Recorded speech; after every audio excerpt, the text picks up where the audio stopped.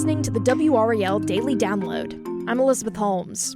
We are about to see several days of intense heat going in to the July 4th weekend. Multiple days expected to have highs well into the hundreds. And we are experiencing an ongoing drought. So why should we be thinking about flooding?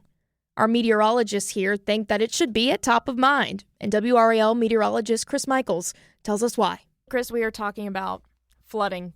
Today, a problem that North Carolina has seen in many circumstances. Why is it important to talk about this right now? I think because our awareness of it right now is probably at an all-time low because of the drought that we're going through. You're probably not expecting to see or hear about any sort of flooding, but if anything, a drought-stricken ground is not going to absorb rainfall as well. I mean, kind of think of it like if you're really hungry and then you just scarf down food, probably not going to digest it very well, and we'll hold the gruesome details and everything, but that's just kind of how it's going to be. And I'd like to think that our soil is the same way. But we're also in hurricane season, right? And we're no stranger to inland flooding when it comes to that. Yeah. When we talk about inland flooding, for people who may not have heard those two words together, what does that even mean? It's something that I'm used to saying because like you worked in the mountains in Virginia. And so, we would just say, inland flooding because of how far inland we were. Right. Flooding along the coast can be due to tides. It can be due to rainfall as well. It really just has to do with our proximity and being farther inland, and the fact that when you think of a tropical storm or hurricane, it's obviously going to make landfall on the coast. So you're just kind of giving that as a relative term to where the storm is or where it's going. Yeah. Gotcha. I know when I was working over the weekend and, we had several storms pop up over the weekend, something that Grant was talking about was the fact that we were at risk for any flooding. Did we actually see any kind of significant flooding worth talking about? Not really significant. There were flood advisories, which a lot of times is going to happen in your poor drainage areas, your urban locations where, again, you're just not going to have, or you're going to have more runoff, more concrete, more asphalt, things like that. But no, thankfully we dodged anything significant. But in places like southern Kentucky, I think it was Saturday or Sunday, they had 5 to 8 inches of rain. And that's 1 to 2 months worth of rain in 12 hours. So that obviously is going to lead to some flooding, but thankfully we avoided that. Yeah. I think this is interesting that we're talking about this, considering we're recording this on Wednesday, July 1st. We have several days of 100-degree brutal heat. So as you mentioned, flooding is probably not at the top of mind for anyone right now. No. And from a social science perspective with that, it's that's a concern because, you're just mentally, you're not prepared for it. Even though you know it can happen, you're not prepared for it. And so a lot of the story that we're airing on Thursday is about some of the more recent tropical systems that have produced inland flooding. And, I honestly didn't go through a database or anything. It was not a very scientific process. I just thought, okay, past 10 years, what are 5 storms that stick out to me? And it took 3 seconds to think of them. Matthew in 2016, Florence in 2018, Debbie and Helene in 2024, then Chantal last year, which we're coming up on the 1 year of that. So it was just kind of easy to pick those out, knowing that there were probably several others, especially in the 2020 season.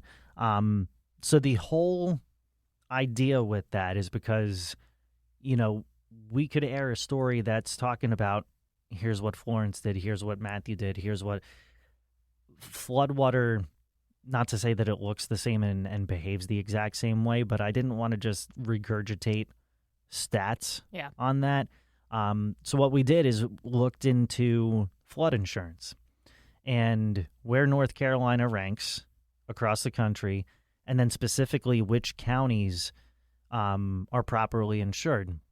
Now, if you're closer to the coast, your lenders are probably going to say, hey, you live in a floodplain, you need to have flood insurance. But then there's other counties where, your lenders aren't going to be as strict on that. But flood damages, to my knowledge, are not in a homeowner's policy. Mm-hmm. So trying to look into which counties maybe have fallen behind on policies per person, like that was a scientific process. That was a spreadsheet that was way too long. I think I looked through like 19,000 cells on the spreadsheet. But anyways, that's getting into the nerdy stuff. And yeah, just trying to see which parts of the state are insured and ready to rebuild from this kind of stuff. Because, I mean, it's only going to happen again. It's just the nature of it.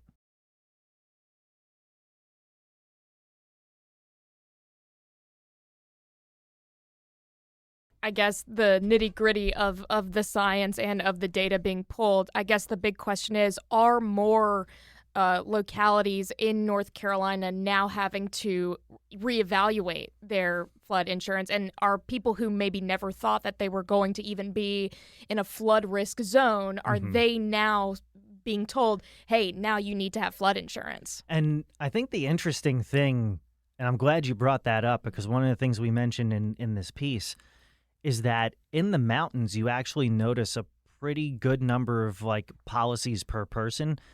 Doesn't necessarily mean policies per household, but policies per person. And I didn't have the time to really look into it, but I kind of sat there and thought that almost has to be a rapid reaction to Helene. Yeah. And, I think it would probably be wise, especially if you, not even if you live in a floodplain or near a stream or anything, but like, let's say that you've got a backyard that there's a hill and it comes down. Like, that's something I had to think about when I was trying to buy a house in Roanoke, Virginia. Little things like that. If you have bought a house and you notice there's water damage in it, or there's mold, or, that might be something to consider, especially if you're in a place where the lender's not requiring it. And with a warmer atmosphere comes more moisture, which doesn't feel like it now because we're in a drought. But your rainfall events, I've even noticed forecasting some rainfall events, and you have the expectation of 1/2 inch to 1 inch, and there's more moisture in the atmosphere, and it kind of overperforms in some instances. So there's a lot to consider, Yeah, this is interesting that we talk about this, because when I was in Richmond, one of my last stories there before I came here to North Carolina was about just kind of this regional map that came out, and it had more people in more suburban areas. You think of, I'm speaking in Richmond terms right now, but, the James River goes right through Richmond. Yeah. But there were people who were not living in any proximity to any kind of large body of water. The James River, I think about Lake Chesdin, for example, they were not close to these larger bodies of water, but these newer maps were coming out and saying you may still be at a higher risk. And they attributed it to, as you mentioned, warmer temperatures, and just kind of a changing topography too when it comes to changing landscapes, more infrastructure being built, right, taking away of natural land that may absorb some floodwaters. And I remember talking to people, and they were like, we've never been in a floodplain. What is this going to, is this going to be more expensive for us to live here? Interesting. And that was the first question that came to their mind. Which is always going to be, I mean, we're all thinking of our bottom line and what's going to cost more or cost less. And you just mentioned something, I mean, infrastructure. This is such a quickly growing area. Yeah. I moved here 19 years ago, moved back to the area 2 years ago, and was just like, wow, there's certain things I don't recognize. The landscape changes very quickly, and in a place like Richmond too. I mean, it is not a metropolis, but it's growing there. And then you mentioned rivers. I mean, we've got several that run through here, and that downstream effect of like, hey, it could have rained heavily in one spot, but that water's got to go somewhere, right? And you see flooding as a result of a storm that maybe didn't do much to you. So, it's amazing to see how many things go into flooding. I don't even want to say disaster, but like how many things go into the meteorology of it, and then the decision making for not just like policymakers, but homeowners, just normal people. It's just one of those things to consider. The story is not designed to scare anybody or like put the fear of God in you or anything like that, but it just at least to provoke some thought of like, hey, am I equipped for this? And you kind of mentioned this, but it may be worth just doubling down as like a last question for you. Mm-hmm. We've got a drought going on. You said that makes flooding probably even more of a problem. Mm-hmm. We have rising temperatures and, like we saw Chantal kind of come through last year and create a lot of damage. So is it one or the other? Is one stronger of a force? Is it kind of working in tandem? Are there any other outside factors other than, as you mentioned, infrastructure, proximity, anything like that?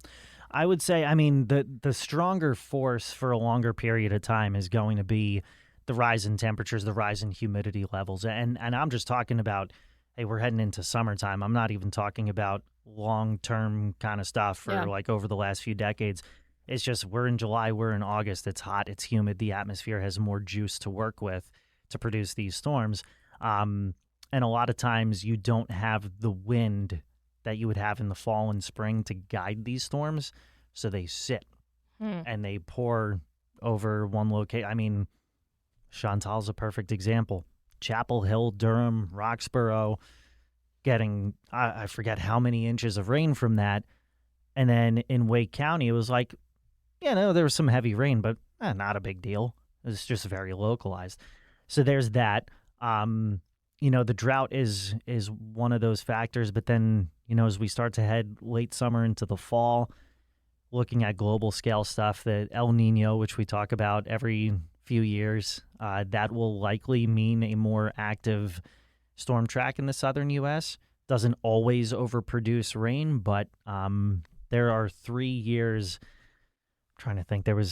I did more spreadsheet stuff a few weeks ago, and it's all just jumbling together. But there were 3 years in particular that it was like we got more than 3 feet of rain in the second half of the year, which is what we would need to get out of the drought if we wanted to do that by like New Year's Day of 2027, but could come with some level of consequence. Yeah. Thanks for listening to the WRAL Daily Download. Remember, you can get this podcast anywhere you get your podcasts. That includes Spotify and Apple Music. And don't forget to follow us on YouTube and be sure to like and subscribe.